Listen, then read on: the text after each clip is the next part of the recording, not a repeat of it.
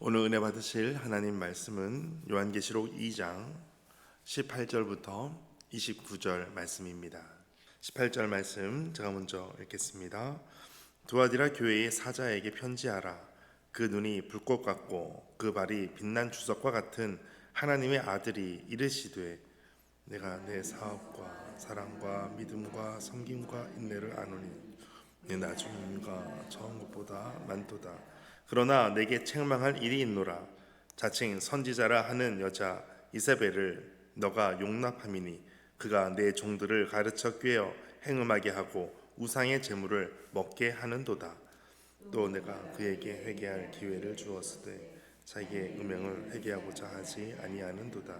볼지어다 내가 그를 침상에 던질 터이요 또 그와 더불어 간음하는 자들도 만일 그의 행위를 회개하지 아니하면 큰 환난 가운데에 던지고 또 내가 사망으로 그의 자녀를 죽이리니 모든 교회는 많은 사람의 뜻과 마음을 살피는 자인 줄 알지라.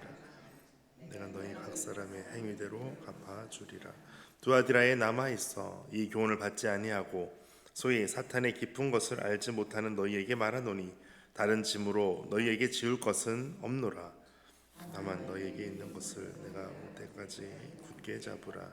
이기는 자와 끝까지 내 일을 지키는 그에게 만국을 다스리는 권세를 주리니 그가 철장을 가지고 그들을 다스려 그릇을 깨뜨리는 것 같이 하리라. 나도 내 아버지께 받은 것을 내가 또 그에게 새벽별을 주리라. 귀 있는 자는 성령이 교회들에게 하시는 말씀을 들을지어다. 아멘. 주님의 말씀입니다. 오늘은 두아디라 교회에 대해서 말씀하고 있습니다. 두아디라 교회는 대표적인 것이 바로 타협하는 교회의 전형적인 모습을 보여주고 있습니다. 하나님은 어떤 모습으로 보여지는가? 18절 말씀 보시면 그 눈이 불꽃 같고 그 발이 빛난 주석과 같은 하나님의 아들이 이르시되, 예수님을 이렇게 표현하고 있습니다. 눈이 불꽃 같다, 발은 빛난 주석과 같다. 주석은 청동을 말하고 있습니다. 그 예수님께서 말씀하십니다. 먼저 칭찬을 하는 것이 있는데 19절 같이 읽겠습니다. 내가 내 사업과 사랑과 믿음과 섬김과 인내를 아노니 내 나중의 이유가 처음 것보다 많도다. 아멘. 너의 하는 사업, 하고 있는 모든 일들, 그리고 중요한 것이 사랑과 믿음과 섬김과 인내에 대해서 알고 계신다. 그런데 처음 행위보다 나중의 행위가 더 많다라고 칭찬하고 있습니다. 어쩌면 가장 중요하고 또 가장 극진한 칭찬이라고 볼 수가 있는 부분이 바로 이것이었습니다. 갈수록 잘한다라는 것입니다. 해가 갈수록 또 시간이 갈수록 점점 더 잘하고 있다라는 것이 칭찬이었습니다. 얼마나 좋은 칭찬입니까? 그런데 이제 20절에 보니까 그들에게도 책망할 것이 있었습니다. 그것은 그러나 너에게 책망할 일이 있노라. 자칭 선지자라 하는 여자 이세벨을 너가 용납함이니. 자칭 선지자라고 하는 이세벨을 용납했다라는 것입니다. 그가 해서 했던 것은 그로 하여금 행음하게 하고 우상의 재물을 먹게 하였다라는 것이 결론입니다. 이세벨은 거짓 교사입니다. 용납할 수 없는 상황에서 용납하는 일이 있었다라는 것이죠. 어쩌면 우리 상황 가운데서도 이런 일이 있을 수가 있을 것입니다. 우리 개인적으로도 또 교회적으로도 이런 일이 가끔 생기기도 합니다. 우리가 생각할 때 이것은 용납할 수밖에 없는 상황이야. 그리고 용납하면서 타협하는 일들, 우리가 신앙생활 할 때 그렇게 타협하는 것이 어떤 것이 있으십니까? 교회가 어떤 것에 대해서 용납하고 있는 것이 있으십니까? 우리가 가끔 핑계대는 것이 있습니다. 이것은 하나님도 이해하실 거야 하면서 뭔가 타협하고 있는 부분이 있습니다. 하나님은 어떤 분이십니까? 오늘 18절에 보니까 예수님은 그 눈이 불꽃 같고 라고 말씀하십니다. 정확하게 다 보고 계신다라는 것이죠. 우리 신앙생활에서 용납하지 말아야 될 것을 용납하고 있는 것이 어떤 것이 있는지를 다시 한번 돌아보면서 더 주님 앞에 우리의 모든 사업과 사랑과 믿음과 섬김과 인내가 더욱더 칭찬받는 우리 성도님들 되시기를 축복합니다.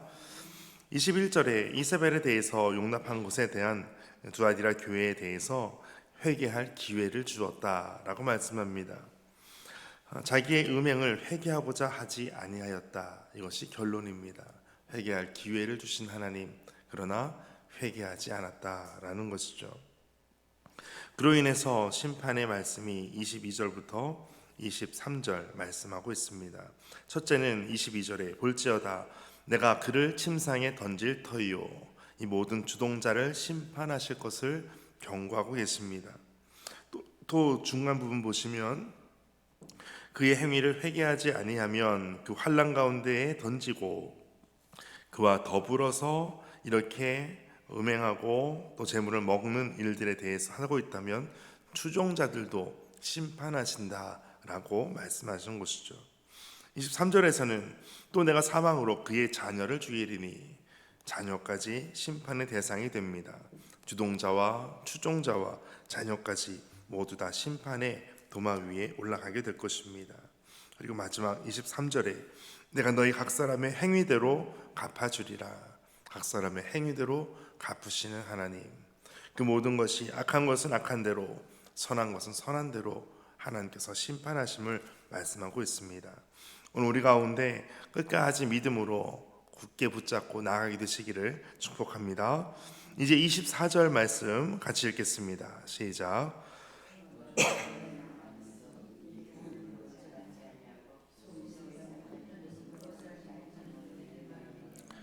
다른 짐으로 너희에게 지울 것은 없노라. 아멘. 신실한 자들에게 권고하시는 말씀이 이것입니다. 사탄의 깊은 것이라고 표현하고 있는 것은 너희 안에 깊이 뿌리 내리고 그 속에 사는 어떤 것이 있다면 이것을 알지 못하는 너희에게 말하노니 다른 짐으로 지울 것은 없다. 다른 짐이라고 하는 것은 바로 금지 사항을 말하고 있습니다. 예루살렘 공회에 의해서 우상에게 바쳐진 고기는 취식하지 말라라고 하는 것을 말하는 것입니다. 그리고 이제 25절 같이 읽겠습니다. 다만 너희에게 있는 것을 내가 올 때까지 굳게 잡으라. 아멘. 굳게 잡으라. 믿음은 하나님께서 하시는 말씀을 굳게 붙잡는 것입니다. 보수적인 신학이다, 보수신학, 또 보수적이다라고 하는 것은 무엇을 보수하는가? 그 대상이 분명합니다. 하나님의 말씀을 지키는 것, 하나님의 말씀을 보수하는 것, 그것이 보수입니다.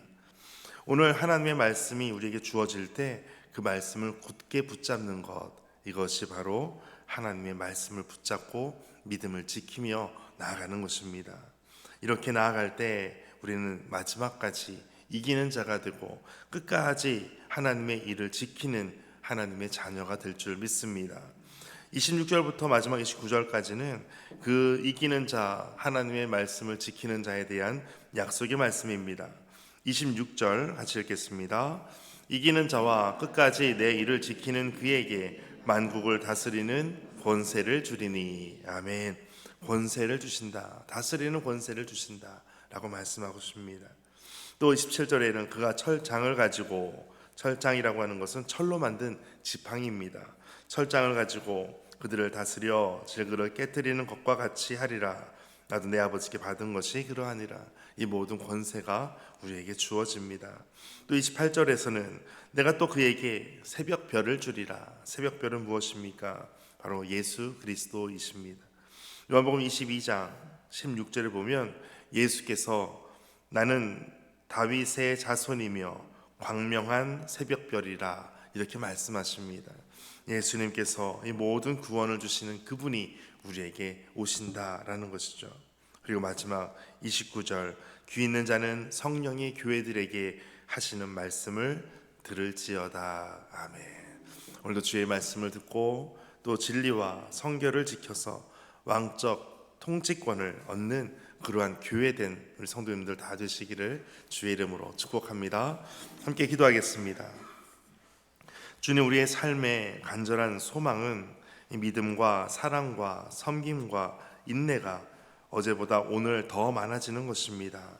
마음과 의도까지 살피시는 주님께 부끄러움 없이 드려지는 삶이 되게 하시고 죄악과 타협하지 않고 진리로 거룩해져서 주님과 함께 누릴 하늘의 영광을 소망하게 하여 주옵소서. 날마다 승리하는 끝까지 이기는 믿음의 성도들 다 되도록 주께서 붙잡아 주옵소서. 모든 말씀 예수님의 이름으로 기도하옵나이다. 아멘. 오늘 말씀 가지고 함께 기도하겠습니다. 하나님, 오늘 끝까지 하나님의 말씀을 붙잡고 이기는 자가 되게 하시고 세상과 타협하지 않게 하시고 우리가 슬그머니 들어오는 거짓 교사에 대해서 용납하지 아니하고 끝까지 굳게 믿음을 붙잡고 나아가도록 도와주옵소서. 함께 기도하겠습니다.